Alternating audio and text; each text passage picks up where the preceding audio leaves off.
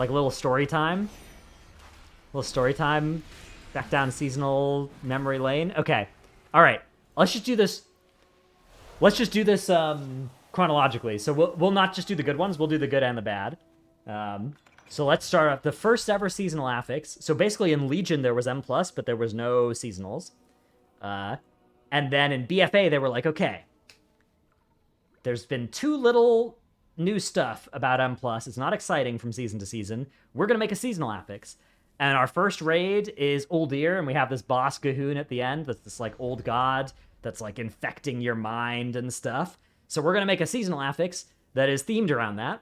It was called Infested. And the way it would work is that several mobs in the dungeon with 3 different patterns that would change from week to week, ABC, ABC, ABC, would be infested. An infested mob would be big and icky looking and have an orb over its head, and it would heal other nearby mobs until you killed it. When you killed it, 2 little mobs would pop out of it. Everybody called them Gahoonies, little Gahoon-shaped things, because Gahoon was the boss that it was themed after. Would pop out. They would fixate. They would find the closest other mob, and they would run and try and infect that mob. And if they succeeded, they would turn that mob into an infested mob, and it would then heal up all the nearby mobs. And then if you killed it, 2 more Gahoonies would pop out. It was an interesting concept. It was quite frustrating for a lot of players because a lot of just normal pulls you would pull, and you would just have to focus down the infested mob in it. And so a lot of people did not like that one. The tank I was playing with at the time really liked that affix, actually, because he loved like setting up these pulls in these dungeons where you would like go to Underrot.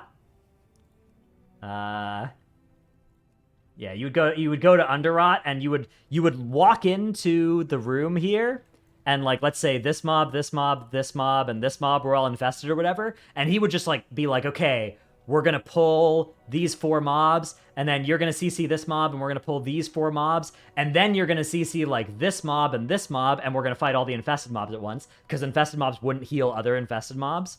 And then, we'll kill them, we'll kill the Gahoonies, and then we will go and kill the rest of the room or whatever, and like that was really rewarding for him. But for most people, especially if you were just like a pug player, it was really overwhelming, and the stuff would get healed. You would kill a mob, and for the whole season, there was this bug where, like, mobs that became infested would get healed by other infested mobs, even though they're not supposed to. And also, like, there would be some spots where, like, in Freehold, you would kill this mob here, and he was infested, and the Gahoonie would pop out and just be like, okay. And then it would run up the hill, and it would infest one of these guys, and then the whole pack would pull, and it would run down here, and it would pull everything with it and kill you. I don't know if you guys remember doing that in Freehold ever. Also, another fun quirk of Infested was there was a rat here. This ship rat is worth 0 count, but it's in MDT because 1 out of every 3 weeks, or maybe 2 out of every 3 weeks, it would be infested. And you would just start fighting these guys, and you would kill it with 1 AoE ability, and then 2 Gahoonies would pop out and just ruin your day. So that was always fun as well in this area. So that was the Infested affix. My personal take on Infested is it was probably not great, but it was a good try at something new that they did, and there was a lot of promise behind it, and the mistakes they made, they hadn't made before, so I was willing to give them a lot of, slack on that. The next affix was Reaping. Reaping was sweet. So Reaping was, Season 2 was Battle of Dazar'alor. Dazar'alor was under attack, and you would get different... You would have... basically, in the raid, you would start as the Alliance attacking Dazar'alor, and you would kill off these... You would get into Dazar'alor and kill King Rastakhan, and Bwansamdi, which was like the Loa of Death, would be defending him or whatever, and then you would play through from the Horde side and chase Jaina down and hunt her down in the seas or whatever, and make her flee in Ice Block or whatever. But so Bwansamdi was the character that they picked to be the seasonal affix theme, and that was sweet. So the way that Reaping worked was that every time you killed a mob, it would leave behind a spirit. There were 3 different spirits. There was a regular spirit that regular mobs would leave behind that would just auto-attack your tank and leave up a stacking debuff that you could dispel with a magic dispel. Caster mobs and some archers would leave behind ranged spirits that would spam cast at you, and then lieutenant mobs, big fellers like these enforcers, would leave behind a mob that did a swirly slam. But when you killed it, the spirit would appear, but it wouldn't be hostile. It would just be there, waiting. And it would wait until you got above 20% enemy forces. Once you got above 20%, Bwansamdi would show up, the sky would go all dark, and he'd be like, all right, here's some spirits. And then bang, all the spirits would run at you. Wherever you were in the dungeon, any spirit that had been spawned in the last 20% or whatever would aggro you, and it would run at you, and you'd be fighting 15 mobs all at once. Or back in teaming weeks, you'd be fighting in teaming Shrine of the Storm, you'd be fighting 40 mobs or whatever, and you'd fight them all off and kill them, and it was really sweet. It was so fun. Most of them didn't do too much. It was exciting but not overwhelming. It did suck if you were AoE capped, which Fury Warriors and Marksmanship Hunters were back then. And it also sucked if you were not AoE capped, but AoE challenged, which Moonkins were back then. But otherwise, it was really fun. There was also, they introduced Bwansamdi as a after you deplete friend. So whenever you depleted a dungeon, Bwansamdi would show up and be like, oh, you've been needing a little help from old Bwansamdi. And he would show up at the start of the dungeon. He would make fun of you, but then you could talk to him, and he would reset your lust and give you like a 20% damage buff or something as well, which was really good. And it made it so that you could beat keys even when you were depleted. However, sometimes what you would do, what I did once, you would be like, okay, I want to do a weekly 23 or something. So you would load into King's Rest. You would take these two animated guardians, you would bring them to the front of the dungeon, you would just chain die to them over and over again until your timer went over the deplete line. You would just farm the death timer, and then you would talk to Bwansamdi and have a big power spike for the rest of the dungeon. So that was a little stupid thing that it let you do. And recently they've been adding in mobs that do this the last few seasons, but don't give you the damage buff. They just give you the lust reset instead. So that was Reaping. Great affix, really fun. The next season was Eternal Palace, so they themed an affix around Queen Ajara, and it was called Beguiling. And basically Ajara's lieutenants or handmaidens or whatever, emissaries, would show up in your dungeons. And there were 3 different types of Ajara's lieutenants. There was the Emissary of the Tides, there was the Emissary of the Enchanted Emissary, and there was the Emissary of the Void. And there were 3 different weeks that each week was themed around one. So every week, all of them would be in your dungeons, but there was like Void Week where there were more Void emissaries. That week sucked. There was Tides Week where there were more Tides emissaries. That week also sucked. And then there was Enchanted Week where there were more Enchanted emissaries, and that was okay. That week was fine. You could play that week. And so the Enchanted affix made it so that it had an AoE around it, and if you hit any mob that was in the AoE, it would reflect damage back onto you. If you've ever played Path of Exile and done a reflect map, for instance, it's very much that experience where you would hit it and you would die. But you could CC the enchanted mobs, and you could, if they took damage, they got knocked away from you.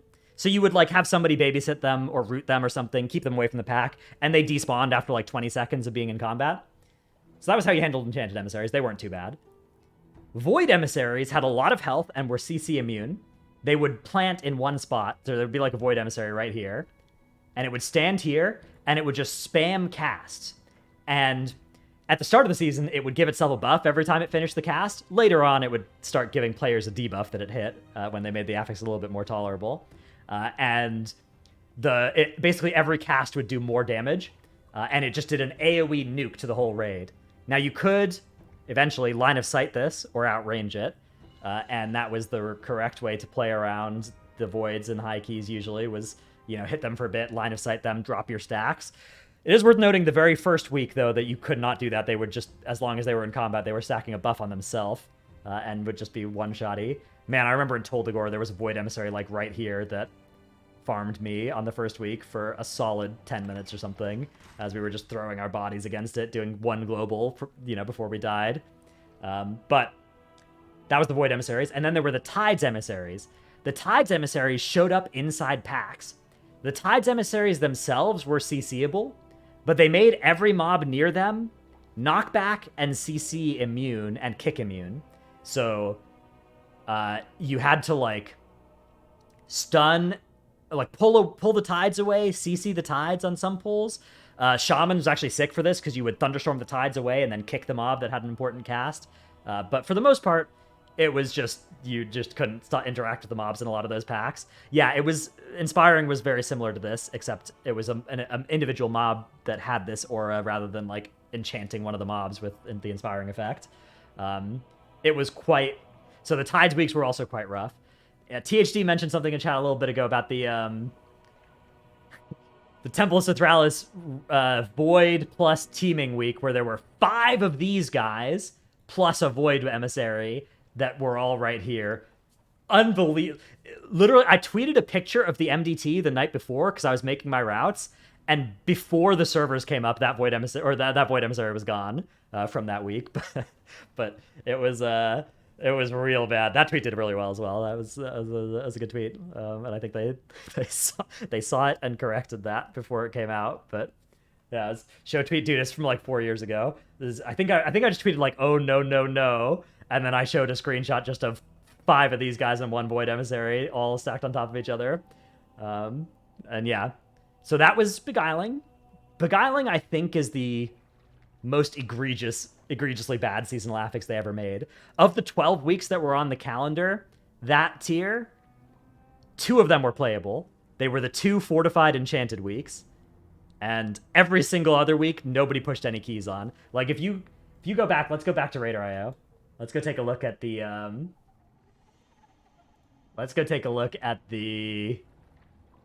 the runs from that season. BFA Season 3. Yeah. You will see. Okay, there's one run that was on a Tyran week, and I think this was also an enchanted week. These other runs are all from the like look at this. This is the other enchanted fortified week, I'm pretty sure. Yeah, it was really really bad in terms of how many weeks you could actually play the game that season. What do you think about Prot Warrior nerfs? No more shield block? I think Prot Warrior, I mean, it's not getting any more nerfs in 10.1. It's just about the same as it is right now. And it's shield block uptime is fine. You just play heavy repercussions if you need to as well. The spec, it's still fine. Definitely still fine. Okay. So next affix after Reaping was Awakened. Season 4 of BFA. They themed the affix around Nyalotha, around N'Zoth, and they made this old god themed affix. And basically there would be 4 pillars in every dungeon. Every single dungeon had 4 pillars. For instance, let's see if I can remember where the temple ones were. I feel like the temple one was here. And then there was one... God, was it here? And then there was one... I want to say here. And then a last one that was like here or something. I'm not 100% sure on these locations. But I think those were the locations of the obelisks back in Temples of Thralis. And basically each obelisk was associated with a different mini-boss. You would click on the obelisk and you would get sent into an alternate dimension where there were none of the other enemies of the dungeon. But a mini-boss would spawn for each obelisk, and each of the mini-bosses had a different set of abilities. There was like a spider that had an interrupt. There was a blob that did swirlies you needed to dodge. There was a guy that just killed your tank. And then there was a guy that did like curses that feared in an AoE around you when the curse expired, or you could dispel them. If you had a curse spell, it was actually really nice. Or Tremor Totem or something. That was actually one of the best implementations of curses they've ever done, because you could do the guy without a curse to spell, but it was really nice to have one. So there were these 4 different mini-bosses, and there were the 4 different obelisks.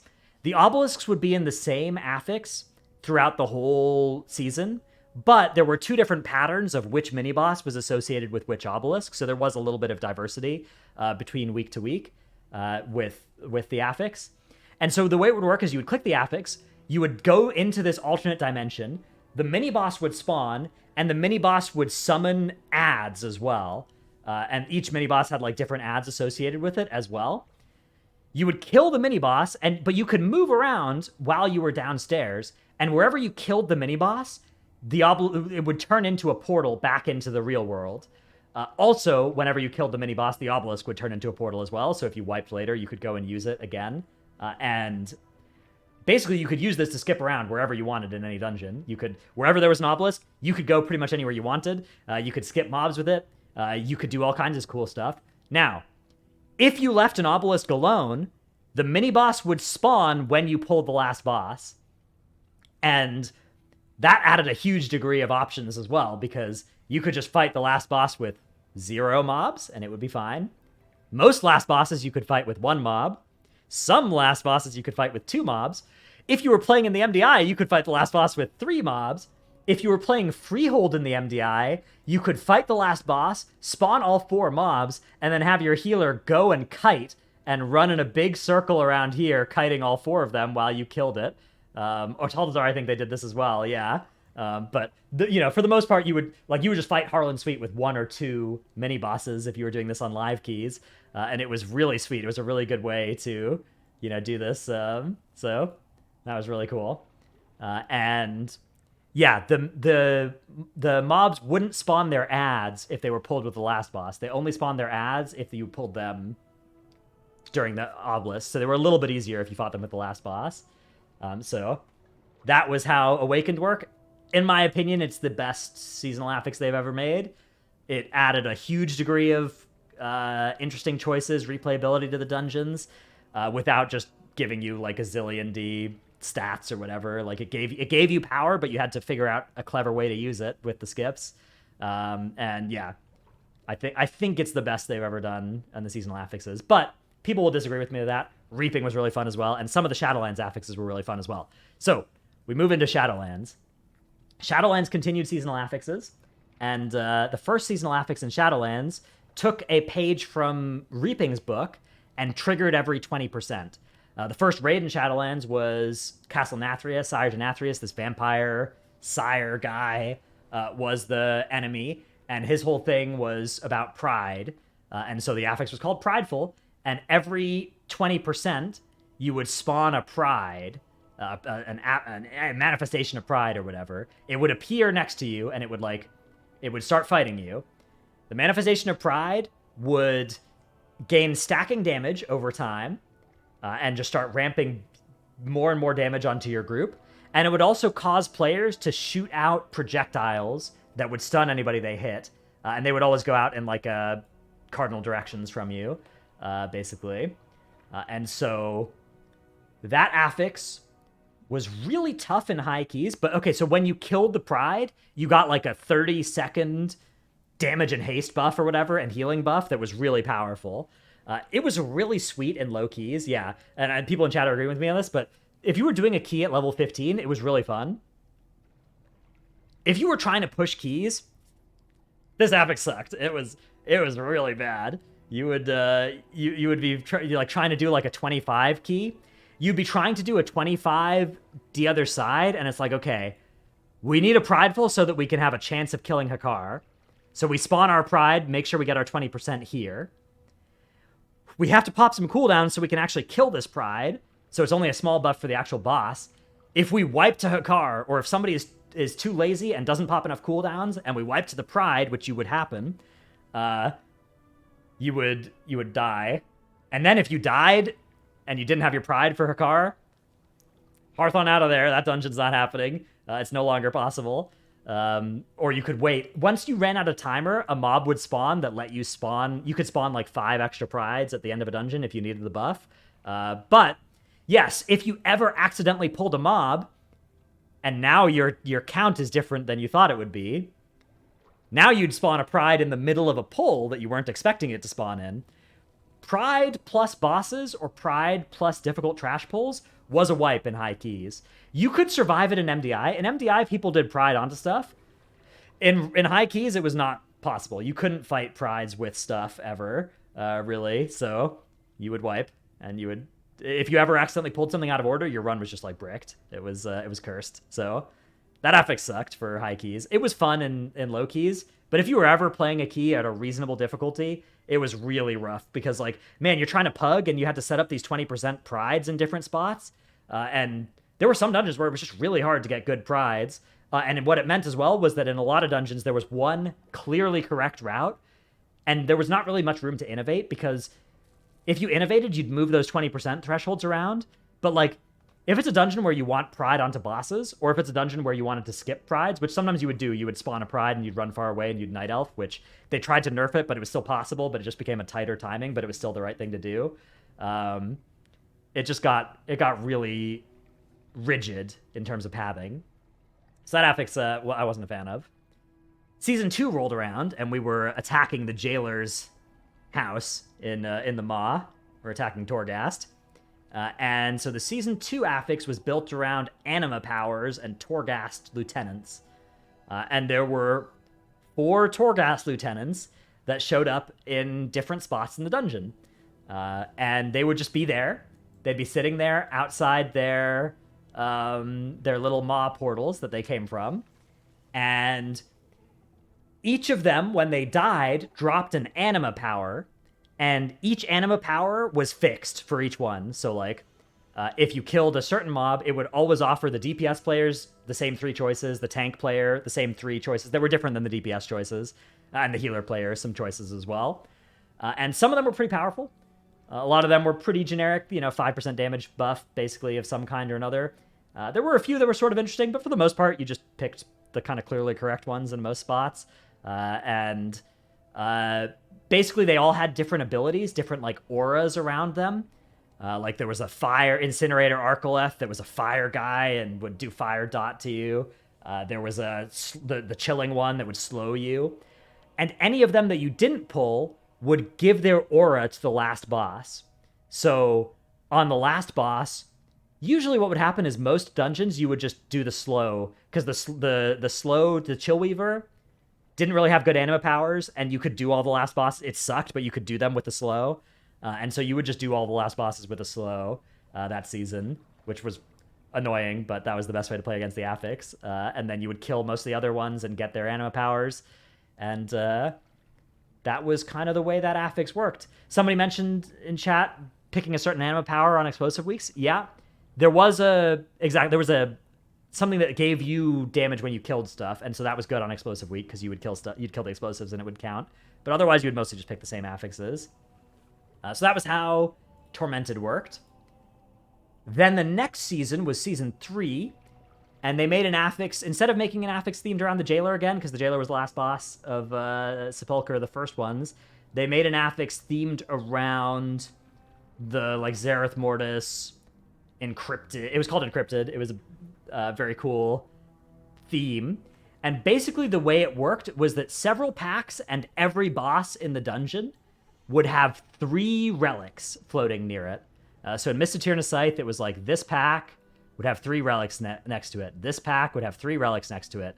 This boss, every time you pulled a boss, so even if you wiped and reset, it would happen again. The next time you pulled the boss, would have 3 relics spawn around it when you pulled it. And there was 3 different relics. They each had small little effects on them. And initially the way it works is that when you killed the 3rd relic, it would like spawn a mob. But they changed it so it was like when you killed the first one, they would all despawn and it would spawn a mob. And it would spawn a different mob based on which one you killed. So there was the relic that spawned this mini boss that would do like a small tank. It would do a tank buster and it would do a swirly that you had to move out of. And when you killed it, it gave you like 10 seconds of 200% cooldown reduction and like huge mana regen. That was really powerful. There was the Vi Interceptor. The Vi Interceptor was really annoying to kill. It would show up and it would start like sniping at you, and then it would teleport away and do like a line attack that you had to dodge. But you couldn't really move it because it was an archer, so you often would not want to fight Vi. Although in theory, it was the most DPS for a lot of specs as well. It would give you like haste and a damage proc for like 45 seconds. So it was powerful as well. And then Woe made the Woe Drifter when you killed that relic, and it would be this caster mob. It needed like 1 kick, I think. 1 melee kick. And it would give you a I think 30 seconds. They buffed it over time. I think it started at 15. They buffed it to 30. It gave you 30 seconds of like a zillion movement speed and stealth if you were out of combat. So you would kill the woe, and then you could just skip to wherever you wanted in any dungeon. So like in the other side, it's a perfect example. You would kill the woe right here, and you would just you would full speed stealth, run through this whole area, skip into this area. Really nice. It was super sweet. And that affix was great. It gave you some challenge, but power for doing the challenge. And it let you do some creative things or take some, generic strong power. Sometimes you would choose on some bosses, like, hey, I don't have an extra kick here. I'm not going to fight a woe. Although obviously you would never fight the woe usually. I think the woe gave you a damage reduction as well, but I don't think you ever fought that thing for that. You would usually just fight it for the skips. But sometimes you would choose between and Vi in some groups because you wanted sometimes it was like, oh, the is the better buff for my group, or the Vi is the better buff for my group, but I don't want to fight Vi with this pack or with this boss. So I'm going to take the instead because it's an easier mob to deal with. So that was that affix. It was sweet. I loved that one. Then they made Season 4 of Shadowlands, which didn't even have a raid. It was just kind of a for fun season. They made a bunch of returning dungeons, and you... the affix was called Shrouded, and basically several mobs throughout a dungeon would be replaced with Dreadlords. So here you can see, actually, they're still marked here, these Nathrezim infiltrators. This mob, this mob, this mob, this mob, this mob. That's a special mob we'll talk about later. This mob. When you pulled them, they had a purple cloud around them, so you could see before you pulled them. When you pulled them, they would be like, aha, I tricked you, I'm a Dreadlord. And they would start fighting you. And the regular Dreadlords just had they would make a sleepy cloud on the ground, and the sleepy cloud would, if you stepped in it, it would put you to sleep. That was bad. You wanted to avoid that. They also did a cone shot, and if you stood in the cone, you got a little bit of damage and a huge healing reduction. That was also bad. You wanted to avoid that. And then otherwise, they just did Vampiric Claws, where they would hit your tank for a bunch of damage and then heal based on how much damage they did. So you would press Anti-Magic Shell against that, because everybody that season had Anti-Magic Shell if you were playing a tank. If you were playing a tank and you didn't have Anti-Magic Shell, you were trolling that season. And so that was the way that you played against the Nathrezim infiltrators. And at the start of the dungeon, you could talk to this broker that would be like, all right, I'm out here hunting Dreadlords. You know what? I'll give you some stats if you can give me some Dreadlords. So you would talk to it and you'd be like, okay, I'll take crit, please, or I'll take verse, please, or I'll take haste, please. And it would give you 2% crit, 2% haste, 1% verse. They had to nerf the verse because otherwise everybody was going to pick that. It was 2% on beta, and it was really good. And then, or a flat amount of mastery. And they'd be like, okay, this is your stat for this dungeon. Every time you kill a Dreadlord, actually, just for talking to the broker, you'd get 1 stack of it. And then every time you kill a Dreadlord, you'd get another stack. And by the end of the dungeon, if you chose haste, you'd have 30% free haste and just permanent bloodlust the whole time for the rest of the dungeon or whatever. So that was sweet. So the start of the dungeon, you would often kind of hunt down some Dreadlords. Then there was Zul'Gurmux. Zul'Gurmux was a nasty character. When you killed Zul'Gurmux, you would get 3 stacks of Shrouded, 3 stacks of your chosen stat buff. But Zul'Gurmux had an absolute boatload of health. Zul'Gurmux would stack up a dot that needed to get dispelled on your tank. Zul'Gurmux also would do an AoE around her that would do a boatload of damage and be 70% healing reduction for anybody that got hit.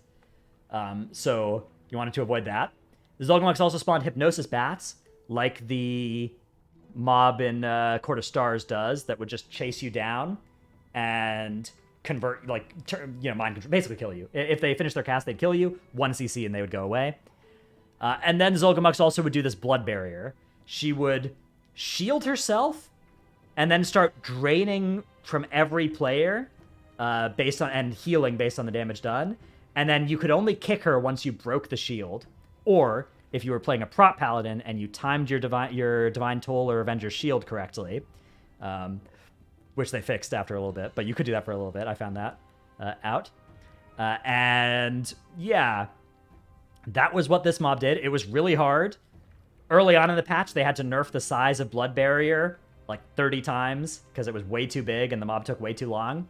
Eventually, it got to a point where most teams would kill Zolgamux in some dungeons, but not all dungeons, which I think was a good place for it to end. Some dungeons you would skip it, some dungeons you would kill it, and it was, often worth, but not always.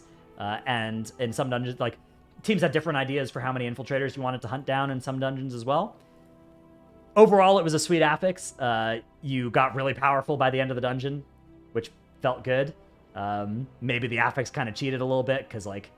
It gives you like, it gave you so much stats that, of course we're gonna like that affix, right? 30% haste, so cool. But yeah, that affix was really fun as well, and I think I ended up being in a pretty good place that season. It was probably way overtuned, yeah, but it's tough because like if they made it much less percent, I think people just would not have found the affix very fun. So I think it was actually kind of a weak affix conceptually. But because they made it really powerful, how much power it gave you, it was fun. But then going into Dragonflight, they were like, all right, we need to not give players 30% haste for every seasonal going on. Like, that's going to be too much power creep. We gotta tone this back. So then came Thundering. And Thundering gives you a way smaller power level buff for way lower uptime throughout the dungeon. And also stuns you and kills you. And also is really stupid and annoying, and I hate it. So they got rid of seasonal affixes after Thundering. But that is the story of the other seasonal affixes up until now. That is the history of them, and yeah, a lot of them were great. There was a lot of inspired ideas there. I'm kind of sad to see the seasonals go, but I guess I'm reasonably excited about M+ anyways. Give the just rotating dungeons, good other affixes. It should be fun, but. Of the 9 seasonals they've made, I think 4 of them were fantastic. And then 5 of them were somewhere between the mediocre to awful scale. So, maybe it's good that they're not going to roll the dice on that anymore, but I am sad that they seem to be gone. I hope they're not gone forever. So, yeah, somebody in chat saying they're not gone forever. It's just that, they've left it open to come back at some point in the future, and I do hope that it does. Maybe only for, maybe the first 2 seasons of each expansion is new dungeons, and then the last 2 when we're revisiting dungeons, it's also seasonal affix time. That could be a cool way to do it. I don't know. But yeah. Them's a seasonal affix. Can I go back into the VOD, throw in some editing, and pop this storyline segment into YouTube? Yeah, I kind of realized 2 minutes into it that I was probably going to do that, so that was why I started not answering too many chat questions and stuff while I was doing that. That was my... I was 10 steps ahead on that one.